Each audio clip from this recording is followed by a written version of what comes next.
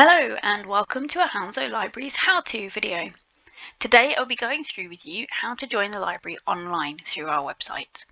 If you're just looking for a basic overview of this process, please check out our YouTube channel where you can watch our quick start guide to registering online. This will outline the process for you, but today's video will be going through step by step a complete walkthrough.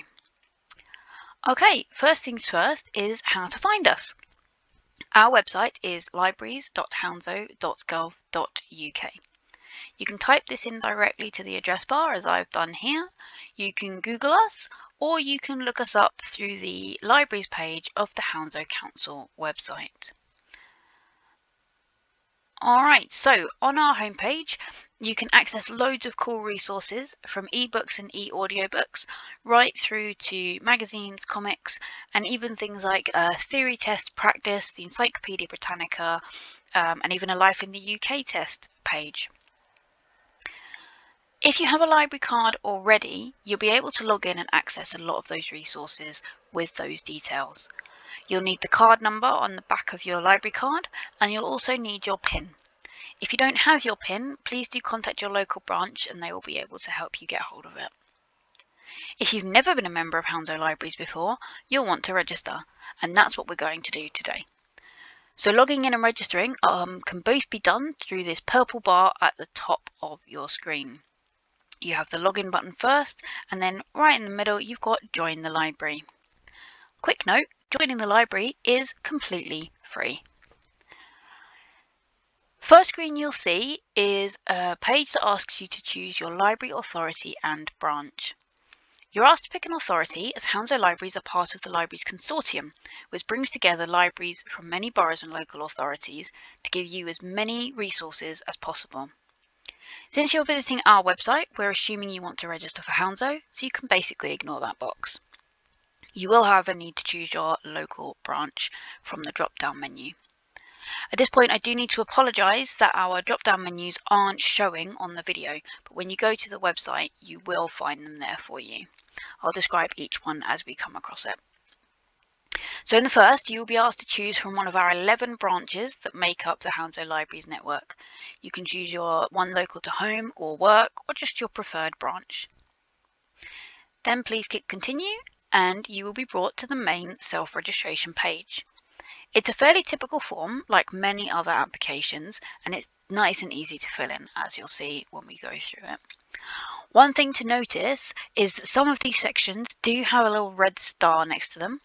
This means they're compulsory sections and we will need to fill those in to complete the registration process. A lot of the others are optional and we may or may not choose to fill them in. Alright, here we go. So under the title drop down box you've got all the usual Mr, Miss and Mrs. And it will also give you options that recognise academic, military or religious qualifications, as well as if you're members of the peerage. I'm going to choose Professor. Okay, first name and surname are as you would expect, just type one in each box. And then gender, so this is compulsory, but your options are male, female, other and prefer not to say. So if you don't want to answer, that is also perfectly fine. In your date of birth field, it's asking you for the day, month and year. It will give you a drop down calendar, or you can just type the date in as well. Okay, now it's asking for your address. Again, some of these are compulsory. You at the very least need your house number and street name, town and postcode. I'm just going to fill this in as Hounslow House, which is the location of Hounslow Library. And it's in Hounslow.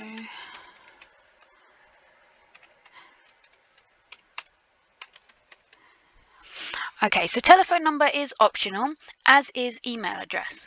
However, I am going to include an email address in this, the reasons for which will become clear as we go further down. Please note that this email address isn't real, I'm just doing it as an example for you, so please don't try and contact us on this address.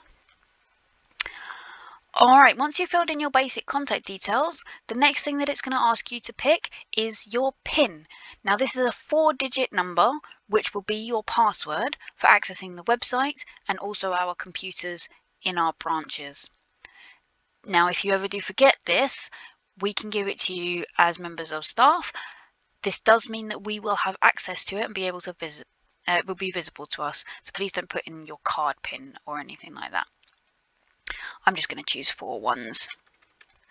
Again, this isn't a real account, so. Alright, preferred language, ethnicity and disability. These are the sorts of things you would expect, but they're not compulsory, so I'm not going to bother filling any of them in. The next 2 drop-down boxes are compulsory, marketing and notices.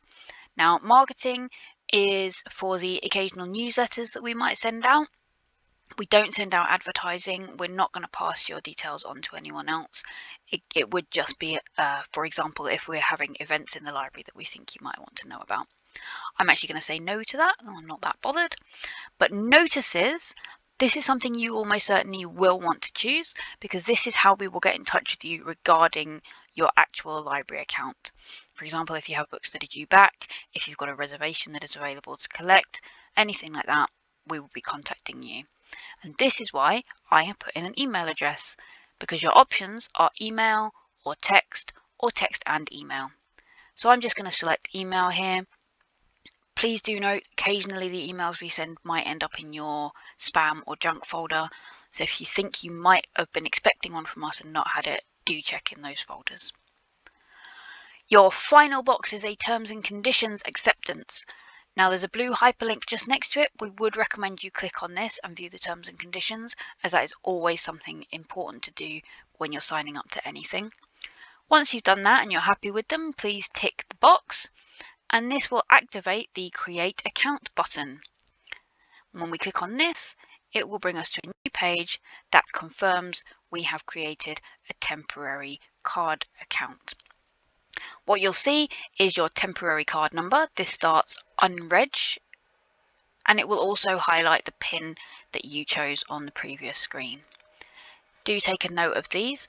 You will need them to log into the website, and also when you go into a branch to complete your registration, staff will need to see this temporary card number along with some ID in order to formalise your membership and give you a library card, which can be used in branch as well as online. However, you are now able to access some of our resources straight away, and the best way to do that is to click here to return to the catalogue. This will bring you back to our homepage where you'll be able to log in and also browse through all of our resources. If you would like more information on various topics, please do check out our YouTube channel, as we will be adding to this site with walkthroughs for various services. You can also check out our other websites through the council and our social media platforms. Thank you for watching. We do hope it's helped.